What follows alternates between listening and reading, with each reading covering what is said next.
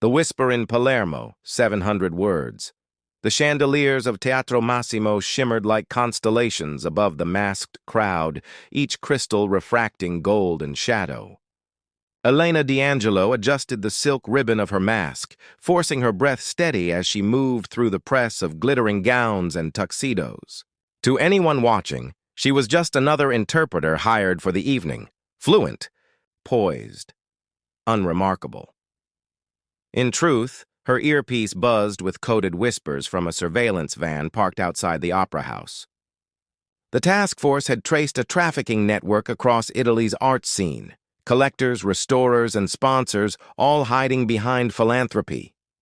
Tonight, one of their key exchanges would happen here, among champagne flutes and arias. She just didn't expect him to be here. Raphael Moretti. The name alone carried stories, half myth, half warning. A man born into the shadow of old Sicilian power, rumored to command ports, protect priests, and punish traitors. He was said to deal in favors more than money.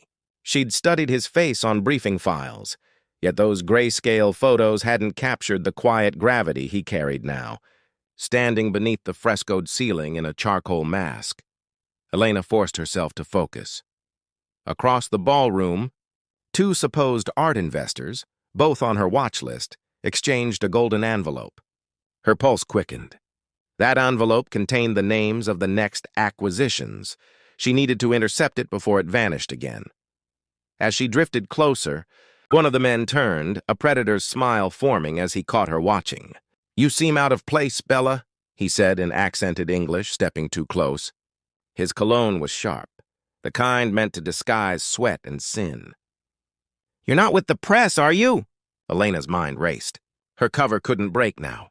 Not here. She managed a light laugh. "No, just admiring your Italian." He gripped her wrist a little too tightly. "Then maybe you'll admire more of me later, see?" The orchestra swelled and strings trembling like nerves. She tried to pull free discreetly, but his hold tightened. Panic prickled up her spine.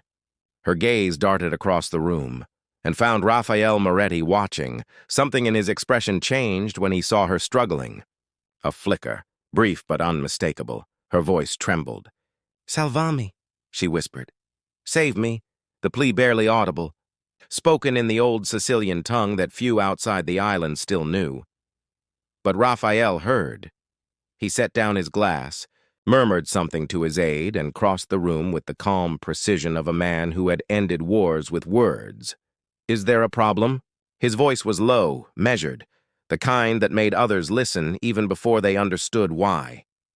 The man holding her faltered. "Just conversation, signore."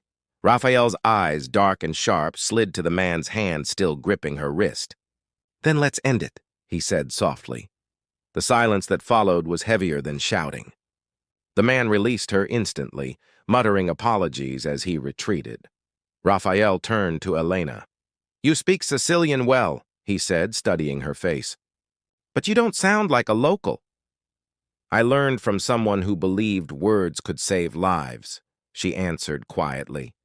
His gaze lingered. "Sometimes they do. Sometimes they get you killed." Before she could respond, her earpiece crackled. "Elena, you've been made." "Get out, now!" Raphael's expression shifted. "Who's talking to you?" Her stomach dropped. She'd forgotten to mute her comm line. "Walk with me," he ordered.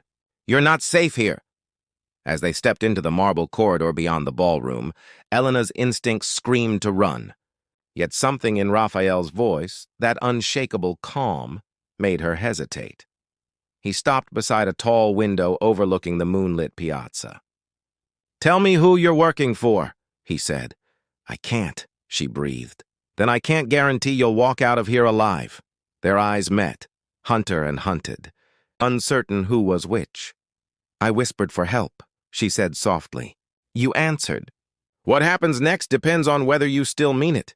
The music swelled behind them as midnight struck, and the masquerade, both literal and deadly, truly began. The blood pact, 700 words.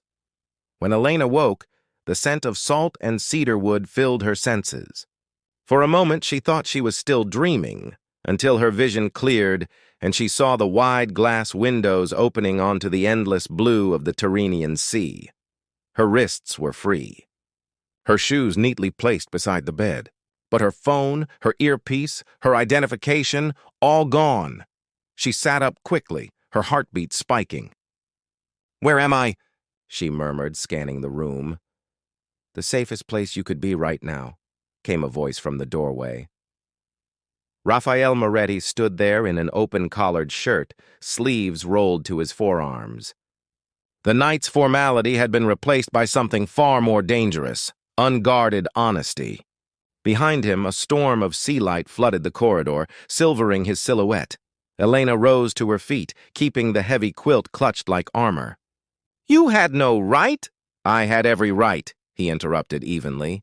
"Someone at that gala would have killed you before sunrise. Your face was on a burner phone before you even reached the exit." She froze. "You checked my identity?" "I checked everything," he said, stepping closer. "Interpol database, freelance contracts, fabricated credentials. You're good, Miss D'Angelo, but not invisible." Elena's pulse thundered in her ears. He knew. He knew she was undercover. Then why am I still alive? Raphael regarded her quietly for a long time. The only sound was the sea breaking against the cliffs below. "Because the last time someone whispered for help in Sicilian," he said, "it was my sister." The words hit harder than any threat. He turned toward the window, his voice low. "Isabella vanished 15 years ago. She was 17. I thought she ran away with an artist from Naples. I was wrong. They found her painting hung in a private collector's home in Spain, but not her." The silence that followed wasn't empty. It was filled with ghosts.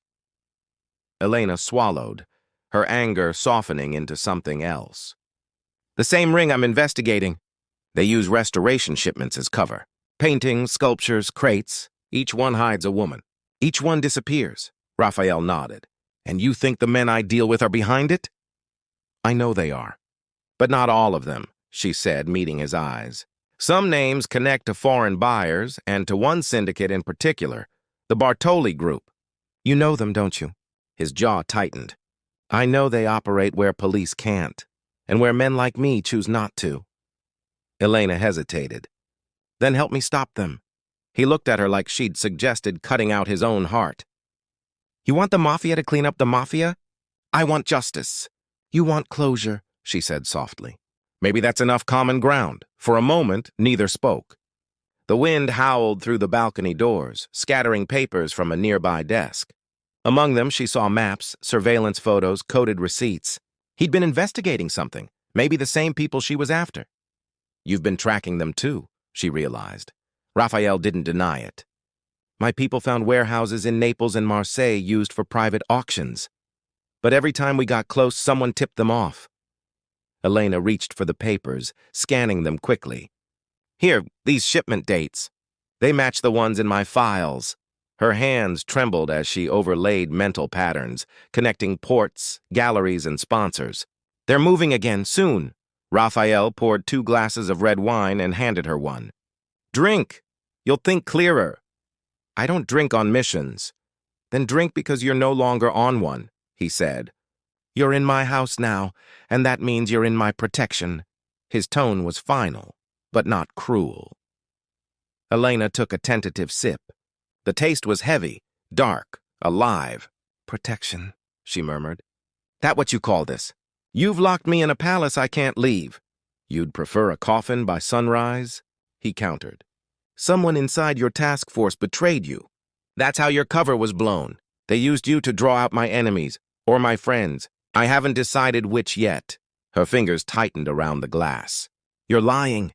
He stepped closer until the space between them hummed with tension. "Then check the faces on your team when you return. One of them sent your name to Bartoli. I traced the signal myself." The realization hit her like cold water. Her body swayed. "Then I have nowhere safe left." "You do now," Raphael said. "But safety comes with rules." He reached into his jacket and placed a small black notebook on the table. Its pages were filled with names, coded initials, and dates. "This is everything my organization knows about the trafficking network. I'll share it. But only if you agree to work with me, not against me." Elena stared at the notebook. the weight of choice pressing on her. Collaborate with a criminal, or lose her only lead to the people destroying lives. She nodded slowly. Then we do it together. But I need to see the next target, the next auction. Raphael exhaled, almost smiling. It's in Palermo, 2 nights from now, under the guise of a charity gala for cultural preservation. Her breath caught. An auction in plain sight? He raised his glass in a silent toast. To dangerous alliances, Signorina. They often end in blood, but sometimes, his eyes darkened, they end in redemption. Elena clinked her glass against his, the sound sharp as a promise. That night, under the Sicilian moon, 2 unlikely hunters began to plan how to burn an empire from within. The Auction of Shadows, 700 words. The night of the auction descended upon Palermo with an almost unnatural calm. The grand Palazzo Ventresca shimmered like an illusion against the Mediterranean night, chandeliers blazing, violins swelling, and the scent of jasmine thick in the air.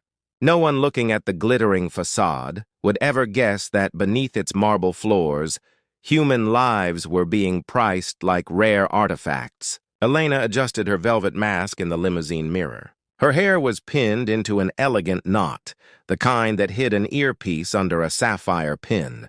"Do I look like one of them?" she murmured. Raphael, seated beside her, straightened his cufflinks. "You look like a woman who could destroy every man in that room. So yes, you'll fit right in." He wore a black tuxedo with no tie, a quiet defiance that matched the glint in his eyes. To anyone else, he was just another powerful man among the elite.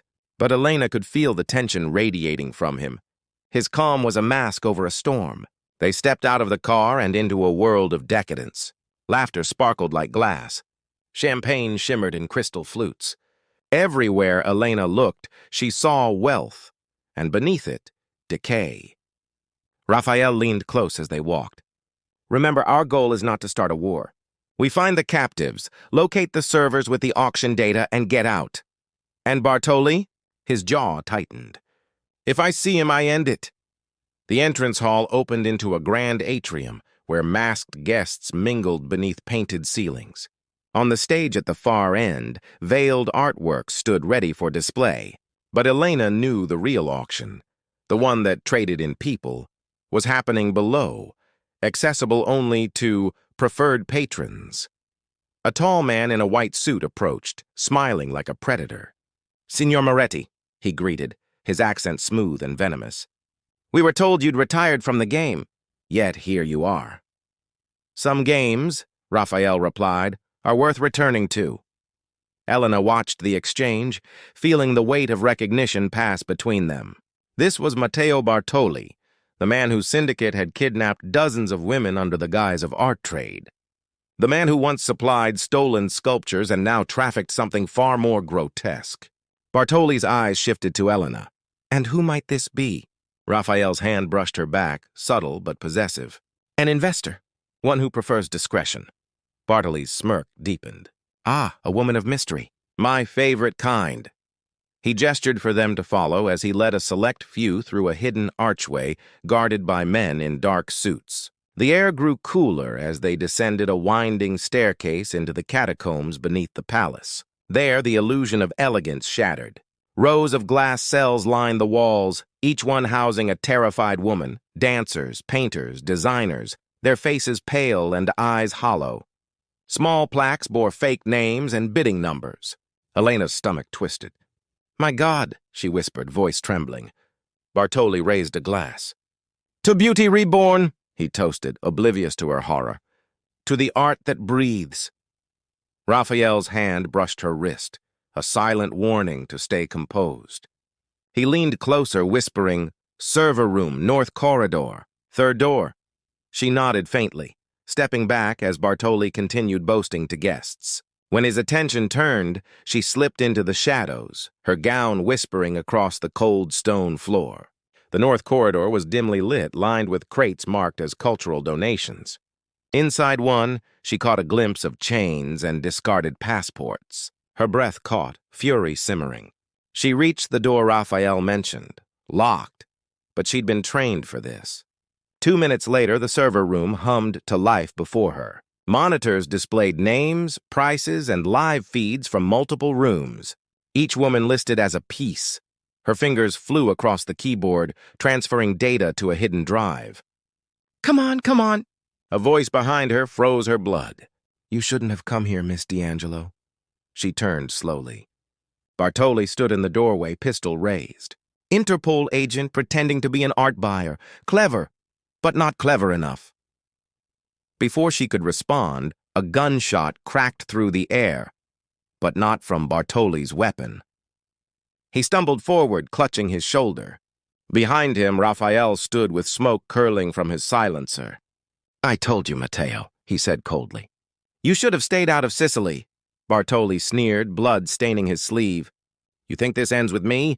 My buyers are already here. You'll both die before dawn." Raphael's expression didn't change. "Maybe, but you'll die first." He fired again, once cleanly, and Bartoli crumpled. Elena exhaled shakily, adrenaline flooding her veins. "You didn't have to kill him." "Yes, I did," Raphael said. "Some debts aren't paid with mercy." Sirens wailed faintly above, Interpol, no doubt triggered by her transmission. Time was running out. Together they freed the captives, her hands trembling as she unlocked cell after cell. Some women clung to her. Others could barely walk. "Take them out through the old tunnel," Raphael instructed his men, who'd arrived through a side passage. "Move fast, before the storm breaks." As they guided the last survivor out, Elena turned to Raphael. "Come with us. You'll be arrested if you stay." He smiled faintly, a tired, haunted smile. "I was never meant to walk out of this alive, Elena. My family built its empire on silence." "I'm ending it with truth." She shook her head, eyes burning. "You'll die for this." "Then at least it's for something worth dying for," he said softly. When the explosion ripped through the lower vault moments later, she screamed his name. But the smoke and fire swallowed everything. Days later, headlines called it the Palermo Redemption. Dozens of women rescued. The Bartoli network dismantled. No mention of the man who had made it possible. But in Elena's private files, the ones no one else ever saw, one encrypted photo remained. Raphael standing on the balcony that last night, the sea behind him, a faint smile in the dark. She whispered to the image, "You heard me when no one else did." And somewhere, she liked to believe, he still did. Would you like me to create an SEO-optimized YouTube description and hashtags for this 3-part story next? The secret behind Table 8, approx. 500 words. Continuation of the story. The rain hadn't stopped since that night. The streets of Naples glistened with silver reflections as police sirens wailed in the distance. Inside the old villa overlooking the sea, Isabella sat by the window, her trembling hands gripping the rosary she'd once used to calm herself in the restaurant's back alley. Now, she was in Don Matteo Romano's home, the man everyone feared, the man who had saved her. He entered the room quietly, the faint scent of cigar smoke and rain following him. "You haven't eaten," he said in that deep, commanding voice that made even the bravest men listen. She looked up, eyes red from sleeplessness. "You shouldn't have done it," she whispered. "They'll come for you because of me." Matteo leaned against the wall, his eyes unreadable. "They already were coming for me, Isabella. You just gave me a reason to stop running." Her breath caught. "Why would you risk everything for someone you barely know?" He stepped closer, the light from the window tracing the faint scar on his jaw. "Because I did know you," he said softly. "Years ago, my mother worked for your family. You were the only one who treated her with kindness. You gave her food when your father refused to pay her, that night at the restaurant. When you whispered, 'Aiuto,' I remembered your voice." Isabella's eyes widened, tears spilling silently. "You remember that?" "I remember everything about you," he said, lowering his voice. "Even the way you looked at me that night like I was human." Before she could answer, a loud crash echoed from downstairs. Gunfire followed. Matteo's men shouted commands in rapid Italian. He turned sharply. "Stay here," but Isabella stood shaking. "No, you can't face them alone." He gave her a faint smile, the kind only a man walking into danger could manage. You really think I'm alone anymore? He reached into his coat, pulling out a second pistol, and pressed it into her trembling hands. If anyone comes through that door who isn't me, don't hesitate. She stared at him, fear and courage warring inside her. Matteo, please! But he was already gone. The hallway erupted in chaos, the crack of bullets, the thunder of boots. Isabella pressed herself against the wall, heart pounding. Then silence. Heavy, terrifying silence. The door creaked open. A bloodied Matteo stood there, his white shirt torn, eyes burning with both pain and triumph. It's over, he rasped. They won't hurt you again. She dropped the gun and rushed to him, catching him as he stumbled. You're hurt! He gave a weak grin. You said you couldn't breathe that night. Funny, now it's me who can't. Tears streamed down her face as she held him tighter. You saved me twice, Matteo. He lifted his gaze to hers, voice barely a whisper. No, Bella Mia. You saved me first. The rain outside softened into a drizzle as dawn broke, a new beginning written in the shadows of Naples. The morning after the storm. The first light of dawn crept across the marble floors of the Romano estate, painting the room in gold and silver. The gunfire had stopped hours ago, but the echoes of that night still clung to the walls like ghosts. Isabella sat beside the bed where Matteo lay, his shoulder wrapped in bandages. He was alive, barely, but alive. The doctor had left, muttering something about miracles and stubborn men who refused to die. She brushed a lock of hair from his forehead, her hands trembling. You shouldn't have done it, she whispered. You shouldn't have risked your life for me. His lips curved into a faint, tired smile. You keep saying that, he murmured, voice rough with exhaustion. But maybe you don't understand. I wasn't saving you, Isabella. I was saving the part of me that still believed in something good. Her eyes filled with tears. You call this good? A life surrounded by guns and lies. Matteo looked away, his gaze drifting to the open balcony where the sea glimmered beyond the rain. It wasn't always this way. I inherited a war, not a kingdom. He paused, voice low. But maybe with you, it can end differently. Isabella swallowed hard. And he turned his head to her. I'm done, Bella Mia. No more blood. No more running. I'm leaving Naples tonight, alone if I must. The words hit her like a blow. She wanted to beg him to stay, to tell him she couldn't imagine her life without the man who had stepped out of the shadows to save her. But then she remembered his words at the restaurant, how he had looked at her like she was more than the maid the world had ignored. Where will you go? She asked softly. He smiled faintly. Somewhere no one knows my name. Somewhere quiet. Maybe a vineyard. Maybe I'll finally learn how to breathe. Tears rolled down her cheeks. And me? He reached for her hand, his fingers rough but warm. You deserve peace, Isabella. A life without fear. A man who doesn't come home with blood on his hands. For a long moment, neither spoke. Only the soft rhythm of the waves filled the silence. Then Isabella leaned forward and kissed his hand. You once said I saved you first, she whispered. Maybe that's true. But if you go, take this with you. Hope. Because it's all I have left to give. He looked at her, eyes shining with something that almost broke him. Hope, he repeated quietly, as if tasting the word for the first time in years. As the sun rose higher, casting golden light across the room, Matteo stood, painfully, but with purpose. He turned to her one last time at the doorway. If fate ever lets me come back, he said softly, I'll find you, no matter where you are. And then he was gone. Isabella watched until the black car disappeared beyond the iron gates, the sound of the sea mixing with her quiet tears. Somewhere deep inside, she knew. This wasn't the end of their story. Just the beginning written by destiny, whispered once again in the language only they understood. Aiuto, she whispered to the wind. But this time it didn't mean help. It meant love. Would you like me to now create the SEO-optimized YouTube description and best-performing hashtags for this full story series?